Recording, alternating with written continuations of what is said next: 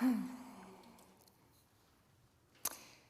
the early morning hours of May 27th, 2018, my 20-year-old son and a friend set out on a boat in the Long Island Sound to go visit a haunted lighthouse about 1 nautical mile from the shore. It was a perfect expedition for 2 adventurous souls on the first warm early summer evening here in New England. They made it out, but they never made it back. 13 days later, my son's body was recovered from the sea, but his friend was never found. It's a tragic story of loss. At the time, I was Chief Growth Officer for a venture-backed startup based right here in Boston. I was living my best life as an entrepreneur. I was traveling more than 50% of the time. I was charged with being the innovator, the motivator, while creating the connections between our sales staff, our client community, and our partner brands. And then my world was turned upside down by death. And I found myself asking the question, how do I go back and be that person that everyone depends on when I'm utterly alone in my pain and I can barely get out of bed in the morning? Now, let me ask you a question. What if instead of the relationship we're in here today, me, speaker, you, audience, strangers, what if we knew one another at the time of Spencer's death? What if we actually worked together building that startup? Would you know what to say to me on the day I returned back to the office after bereavement leave?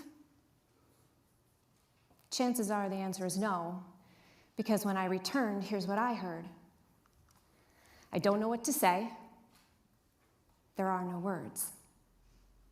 In fact, I heard these 2 phrases so consistently that even in my darkest days of suffering, when I heard them, an indignant voice inside my head shouted out, "Really? Are there really no words? Or do we just not know them because nobody taught them to us?" After all, think back to your younger years when your parental figures taught you the important life lessons like the golden rule or the birds and the bees. Did they ever sit you down and say, "Oh, and when life brings you to your knees in pain, here's how you talk about it"? Or when life brings your friend to their knees in pain, here's what you say to them? No. We don't know how to talk about pain and death. In fact, we are so afraid of saying the wrong thing, our default positioning is to take a step back and go silent, leaving the one who is in pain to stand alone because nobody knows the words. But after Spencer died, I had this sense that actually there were words. But to find them, to learn them, I was going to have to study my own experience of loss, pain, grief, and death. About 1.5 years before Spencer died, we moved into a new home. And our realtor told us that our neighbor was an elderly woman. She was basically housebound, got around by way of a walker. And I remember saying to Spencer, kind of offhandedly, "You should go introduce yourself to the neighbor because it's the neighborly thing to do." I never followed up to find out if he did. Fast forward time. About a week after Spencer's obituary appeared in the local paper, I received a letter from that neighbor whom I had never met. And after opening with condolences, she closed by sharing a story, and the words were, "Bevin, I'll never forget the day that Spencer came over and introduced himself to me. He knocked on my door. He looked me right in the eye and he said, 'If ever you need anything, we're just right next door.'" And then she continued by saying, "I remember thinking to myself, what a kind and thoughtful young man you were raising." And when I read my neighbor's letter, I knew, she knew, some of the words. stories. Words of stories. And the most powerful and amazing aspect of stories is they don't have to be profound and big to be meaningful. Remember, my neighbor met my son one time for probably less than 2 minutes. And yet, when I read the words of the story that she shared, my heart, my soul was deeply comforted. In some of my darkest days of suffering, there are words. The words you share are the words of a story. But what if you didn't know the person who died, so you don't have a story to share? What then? When I was in high school, I taught swimming lessons and I lifeguarded, and one summer I had this brother duo come to learn to swim with me, and I remember them clearly because the youngest of the two, who was probably all of 3 years old at the time, he wore these red-rimmed glasses. He was very memorable. And we had a lot of fun working together that summer. And as time moved forward, we stayed in distant contact. And so that it was actually through the grapevine when I learned many years later that the oldest of the two brothers had died by suicide. When I heard the news, I didn't reach out to that mother because I didn't know what to say, and I was terrified of saying the wrong thing. So I took that step back and went silent. Fast forward time. About a month after Spencer's memorial, I received a message through Facebook from that mother whom I had not spoken to in years. And after opening with kind thoughts, she closed with the most simple yet profound statement. She said, "Oh, Spencer, I wish we could have known you."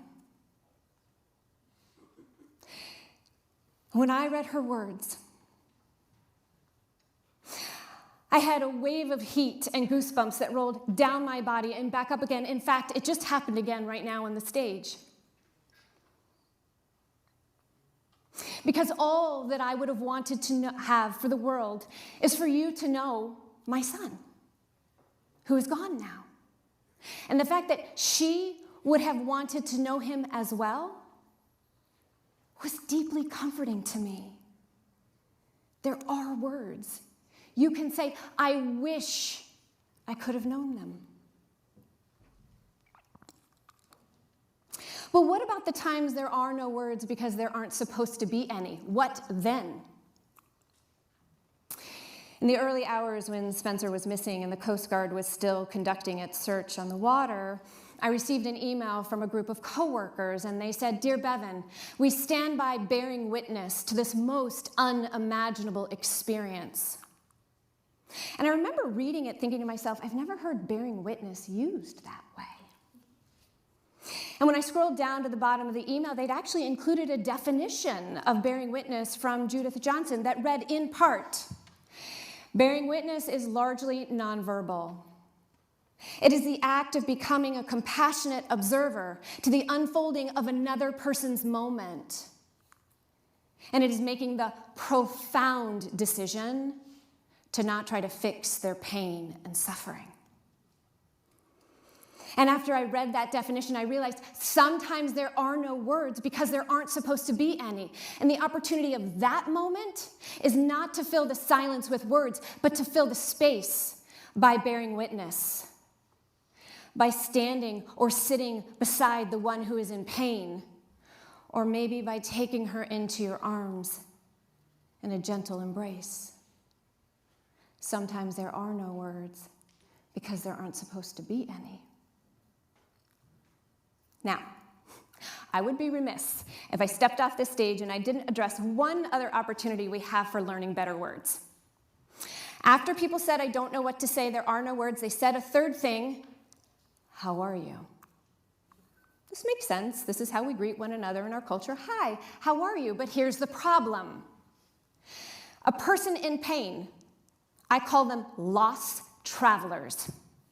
We do not hear a greeting.